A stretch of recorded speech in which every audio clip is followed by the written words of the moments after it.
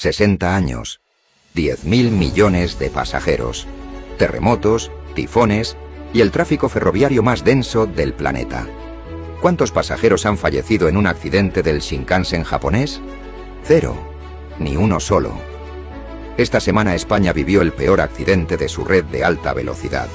Y esto nos obliga a preguntarnos, ¿qué sabe Japón que nosotros no?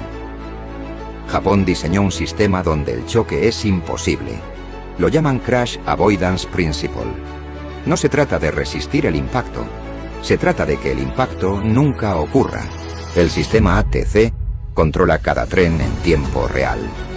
Si un tren se acerca demasiado a otro, el sistema frena automáticamente.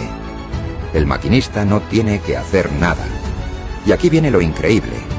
Puede detener un tren a máxima velocidad en solo 300 metros, con 2 segundos de reacción. Y luego está el Dr. Yellow, un tren que no lleva pasajeros.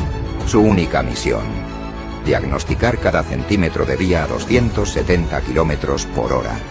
GPS, láseres, cámaras. Detecta una grieta antes de que sea un problema.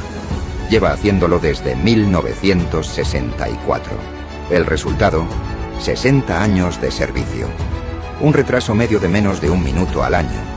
Y 0 familias destrozadas por un accidente. La tecnología existe. La pregunta es si queremos usarla.